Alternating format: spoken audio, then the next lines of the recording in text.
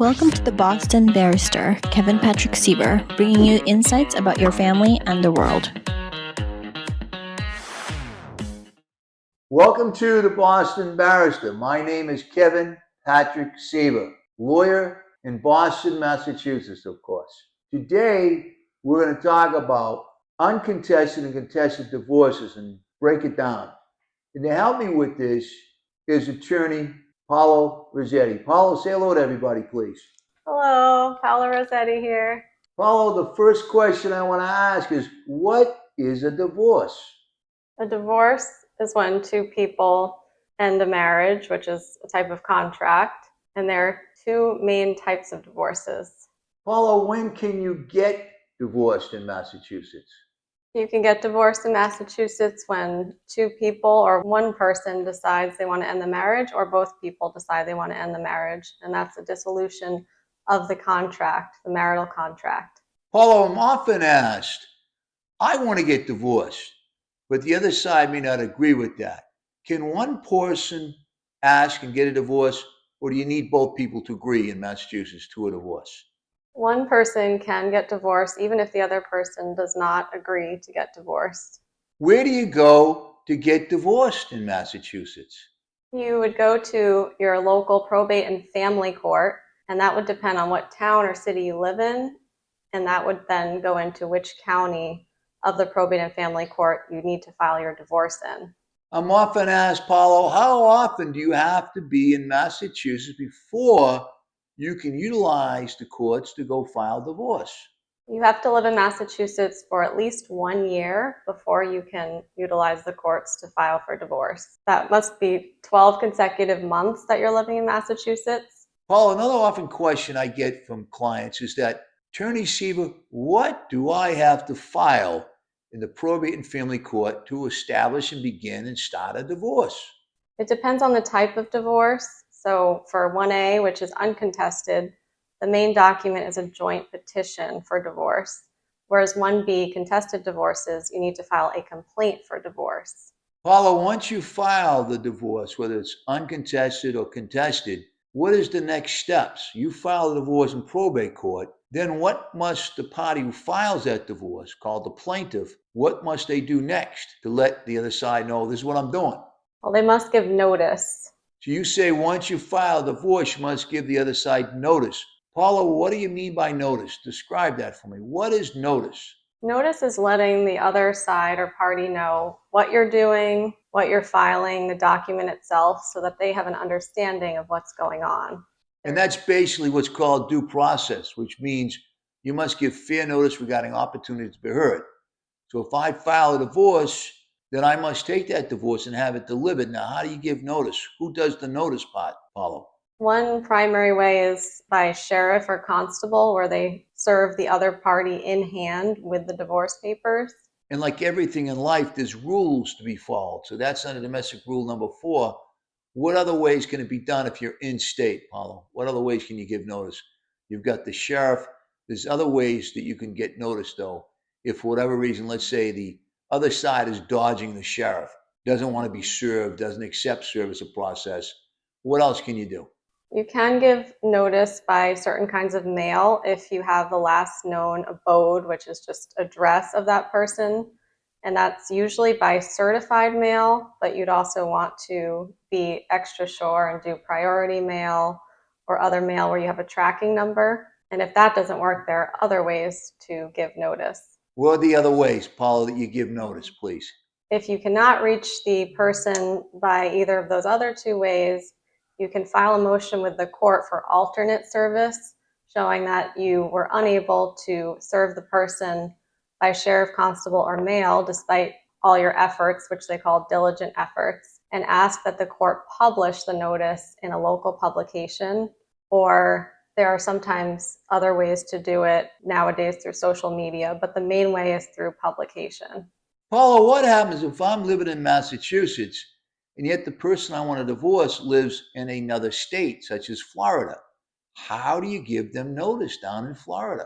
Well, there are similar ways to give notice in out-of-state divorce, but you do have to check the law of the state where the other person is living. So in Massachusetts, it's a Rule 4. There might be an equivalent rule that's with a different number in that state. See if you can find a sheriff or constable or process server in that state, in that county where the other person is, and get them served at their last known address, or sometimes you have to do their workplace. That's one way.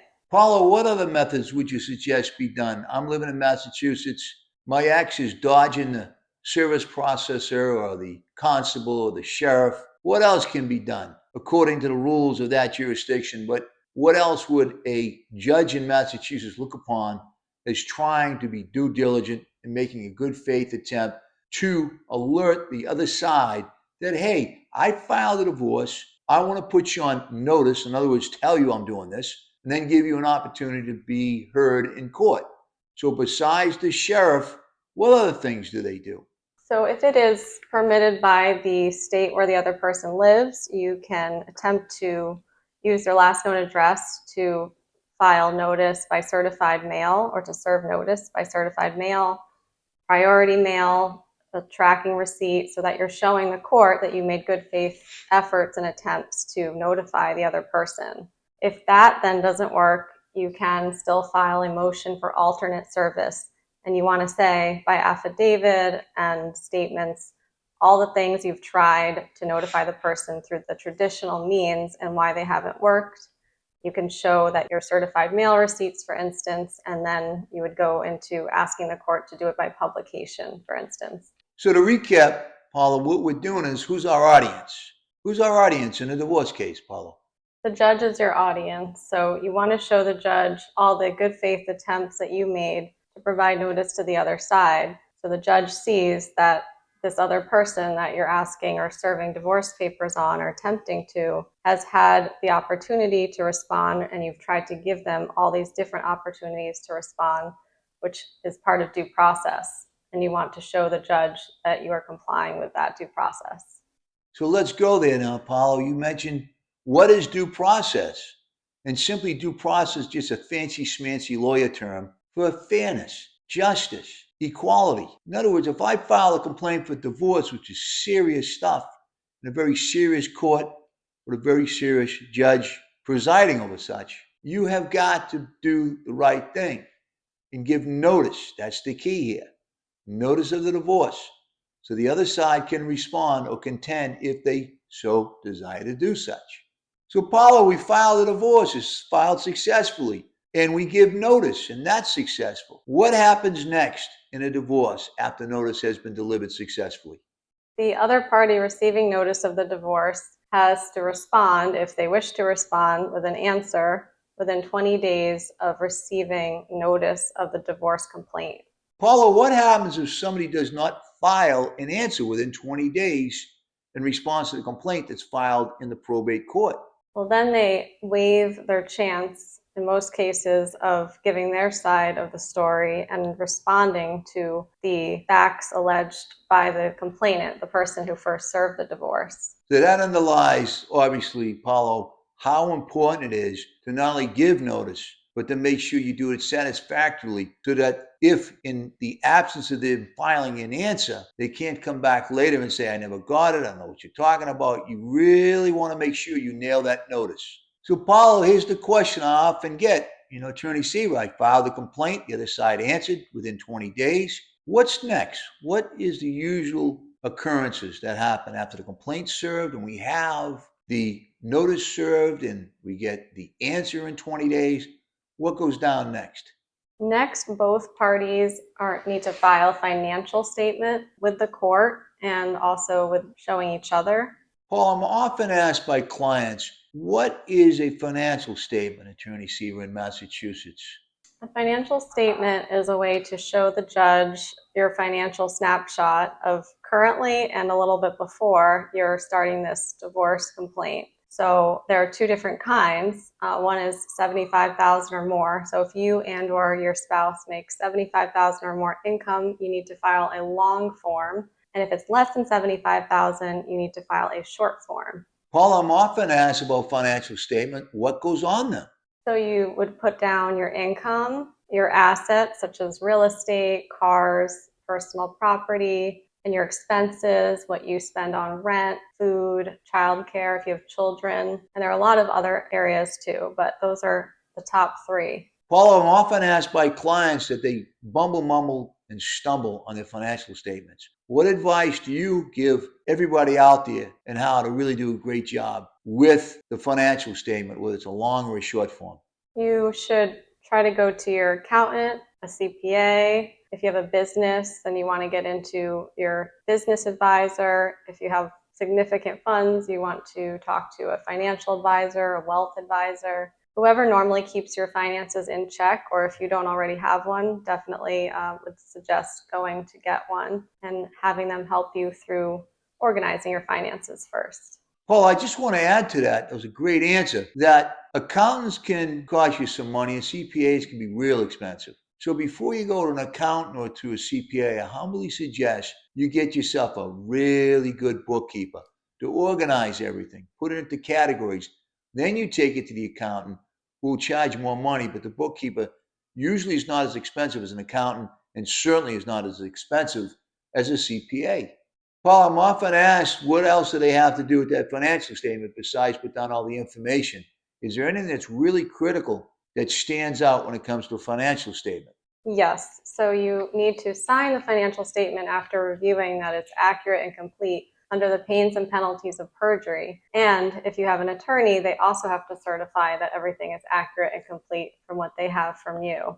So if you're going to do it under the pains and penalties of perjury, which can be seriously held against you if you make mistakes, that's why it's so important to have a bookkeeper, an accountant, or a CPA look it over, certify everything in their minds that it's okay. Then you're going to sleep a lot better at night when you sign something under pains and penalties of perjury. Paulo, on the financial side, which many clients ask me and they're worried about for good reason, what else happens when you must disclose things in a divorce case, whether it's uncontested or contested? Well, you need to disclose what's called mandatory discovery. Paul, clients often ask me, what is mandatory discovery? Well, that is your financial history. So it's usually going into the last 3 years, sometimes more, of your income, which is through tax returns, your pay stubs, health insurance documentation. And then depending on what kind of case you have, you may also need to exchange with the other side the last 3 years of bank statements, retirement accounts, investment accounts, other bank accounts, stocks, and the list goes on. But there's one caveat to Rule 410, and that's if you are filing an uncontested divorce and all parties are in agreement. You almost always want to put this in writing. You can waive the Rule 410 mandatory disclosures. So you can decide, you know what, we both don't have anything to argue over, or no property really to divide, no alimony, no child support. So we're going to agree that we don't have to exchange those last 3 years of documents. This only applies, though, to Rule 410, the last 3 years. It does not apply to the financial statement. I think I got an ice cream headache from all that, Paulo. I got to be honest with you. And that's why clients often ask, do I really have to do all this? And the answer is, yes, you do. Paulo, the different types, and I'm often asked this, why are contested and uncontested? Why is uncontested least or less expensive? And yet, when you have a contested divorce, it's much more expensive. Well, with an uncontested divorce, both parties already agree to get divorced, and they're agreeing on the major parts of divorce. So that can include property. If you have children, it would include what kind of custody arrangement, child support, marital assets. And in that case, you're basically filing together. That's why it's a joint petition. And you're agreeing that your marriage is broken down. You can't do anything to repair it. And you're filing a separation agreement that you can work out amongst yourselves or with each of your two attorneys, one attorney for each person. And the paperwork is just a lot less, and the time it takes is often a lot shorter. And therefore, that means less involvement with the attorneys, which means less money as well. And so there's less headaches, there's less anxiety, and that just really helps your most important asset, which is your children. Because when you harm the other spouse or vice versa, you're really hurting the children too. And a lot of people don't get that. I'm asked all the time, Paulo, what is the difference between 401 and 410 mandatory discovery in a divorce? Well, Rule 401 is about the financial statements, which is you're giving the court a current snapshot of what you earn and your expenses are. Rule 410 are mandatory disclosures. Those are the documents themselves. So you have to give from 45 days of issuing the summons. You need to give to the other side the last 3 years of your tax returns, state and federal, your last 4 pay stubs, documentation of health insurance. And if you're doing a divorce and not a 209C case, which we'll get into, you also have to do your last 3 years of bank statements, retirement accounts, stocks, investments, real estate, liabilities, assets, and really other areas that would impact your ability to earn money and your financial situation. Paulo, after we do all the financial stuff, mandatory discovery 401 and 410, you will have a time for what's called temporary orders. So, Paulo, tell me about what is temporary orders in probate and family court in Massachusetts? Well, Attorney Seaver, temporary orders are where you're requesting from the court something to be done more quickly while you're awaiting trial or the next step of your case. And since trial can often take a long time, even years, if you have children involved, for instance, you might request a temporary order for parenting time if you're the non-custodial parent, or you might need child support in the meantime while awaiting trial. Paulo, we're contending here opposite of uncontested and contested. So what else are you going to encounter as a litigant in probate and family court in Massachusetts? So I guess the question becomes, what other documents come into play in an uncontested or contested divorce in Massachusetts? Well, in an uncontested divorce, you still need to file what's called an affidavit of irretrievable breakdown. It's a one-page form that where both you and your soon-to-be ex-spouse are saying you're divorcing because of irreconcilable differences, which just means that you've tried to work things out, you can't work things out, and you're signing under the pains and penalties of perjury that this is not working out. You don't have to give a reason. This is a no-fault type of divorce, but you just have to swear to that you're not able to work things out. Paul, I'm also often asked about children. And parents will ask me, what do I have to do with my children? What type of documents come into play when you have children in a contested or uncontested divorce?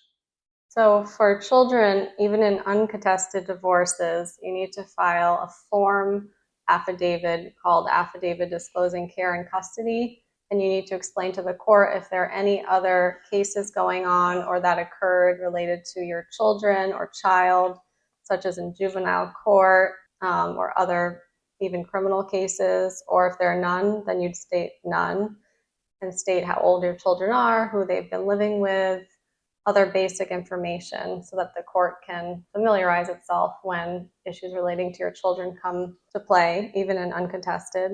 And you also, when child support is at issue, need to file a child support worksheet. Paul, I'm often asked by clients, what is a pretrial conference? A pretrial conference is where both parties tell the judge basically the theory of their case, what they have tried to work out in what's called a four-way call or discussion, what issues remain disputed. So for instance, if child support remains disputed, but the parents agree on child custody, who primarily resides with each parent, they would put that in their pretrial. And then you discuss a little bit of which witnesses you intend to call, which exhibits you intend to bring when you do go to trial, and other parts of theories of your case. And so you're basically giving a judge a snapshot picture of what would happen if you and the other party did have to go to trial. And one of the more important things that I have found is the judge wants to know how many days the trial is going to be. And why is that? Because the courts are very busy. They have very limited judicial time. So the judges try to meter out in what is called arbitration or mediation or conciliation to settle issues, settle cases. Because again, there's very little precious judicial time. And the judges really want to guard that, and well, they should, very closely. Paul, many times clients will call me up between the pretrial and the trial, and they will ask me, what happens between the pretrial and the trial? Well, if the two parties and their attorneys can't settle things or come to a conciliation or negotiation before trial, then the trial will continue as scheduled for however many days the judge put in the calendar for. And that's where the judge will hear from witnesses that both sides put up to speak. The judge can decide not to hear from certain witnesses. They usually have to say why. They'll hear and see the documents that each party submitted. They may hear from experts depending on the complexity of the case. So it's basically, it's a more detailed time for each party to tell their story and to give documentation and proof, where the judge is hearing everything relevant to the issues in the case. So a trial is where you get to put on your show. It's your time to shine. It's your opportunity to say, hey, judge, this is what happened. This is what happened, and this is what I want, and this is why I want. Now, again, I want to caution you that the judges just want to separate you and get you divorced so you can go on to a richly deserved life and find happiness. It's not a place to say, my ex is this or my ex is that, or retaliate or be vindictive or anything along those lines. It's a time to tell your story, if that's necessary. Now, it's my humble belief that most lawyers are very intelligent and they must guide and guard their clients and negotiate in good faith to settle a divorce case. Because again, the longer the case goes on, good things don't happen. That's just my humble opinion. And it hurts the children. The children should be the most important asset on the table regarding the mom and the dad, the spouses. And when we lose sight of that, and sometimes we do as litigants, as lawyers, as well as those that are litigating, the parents, then we're all in trouble. So you want to avoid that at all turns of the corner. Try and settle and negotiate. Plus, it'll save you a boatload of money. You don't want to be paying lawyers for days and days of trial and tribulations, which you can settle. And sometimes you got to take a little and give a little. Paul, I'm often asked by clients, how long is my divorce going to take to end? And to that end, I often say to them, it all depends on how agreeable you are and whether you're willing to settle.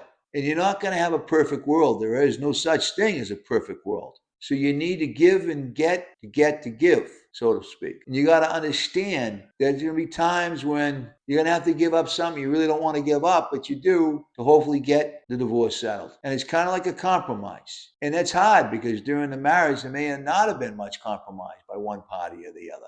So when clients ask me how long the case is going to take, with a uncontested case, it goes a lot smoother. You agree to everything, you file the paperwork, and it's just a little bit of a waiting game. When you don't have uncontested, you got contested, it take a lot longer. And at the end is what's called the nisi period. So, Paul, what is the nisi period for a contested and a non-contested divorce? So for a contested divorce, the nisi period is a waiting period of 90 days. And that's only from the time that the judge issues their judgment of divorce on your case. That's after the hearing. With an uncontested divorce, the nisi period or waiting period is actually 120 days. And that's after the judge issues a judgment granting your divorce in the uncontested case. I'm often asked, why do the courts actually have this nisi period of 90 days for contested and 120 days for uncontested? Well, they want to give the parties a chance just one more time to see if they want to reconcile, get back together, work out their differences. And as crazy as it sounds, the nisi period, some couples during that period of time reconcile after all the time, energy, and money, and haranguing, and all types of wrestling with each other. They get back together again. So we hope that you have found this helpful. This has been a broad overview of how divorce and some child support cases work in Massachusetts. Paul, I want to thank you. You did a great job today, as always. And I want to thank my production engineer here, Lori Attic. And I also want to thank you as the audience. And I always try to go out on a high note. And I love the fact that during the nisi period that some couples have reunited. Now, I say that because I get a lot of calls. People will call me and they're wishy-washy. I recently had a gentleman come in and do a consultation with us. And when he was about in the office 20 minutes, I said to him, I said, you don't really want to get divorced. He says, how could you tell, Kevin? I said, because you keep looking down at the ground and I can tell this is really traumatizing for you. And so we talked about trying to put Humpty Dumpty back together again. And I called him about a month later and he was on top of the world. This was a person with lots of money, lots of education, lots of experience, and he absolutely positively adored his wife. And I asked him, I said, why are you getting divorced? And he says, I didn't know there was alternatives. Now, here's a brilliant man. And he was ready to throw in the towel. And now he's turned it around. So all of you out there, before you go and do a divorce, I want you to take a walk around the block or down the beach or somewhere. Find your place in the sun, as Pablo Cruz sang in 1977. Find your place in the sun. Do some soul searching. Do some thinking. And do you really want to get divorced and have two homes, two this, two that? And what's it going to do to your kids? And can you put it back together again? Can you do marital counseling? Can you go into therapy? You've got to go to the nth degree and fight for your relationship. No one's going to hand it to you. And one of the things that I hear all the time from those that work at it is they have a simple thing called date night. So you're thinking about divorce. When was the last time you had a date night? I wish you all the best.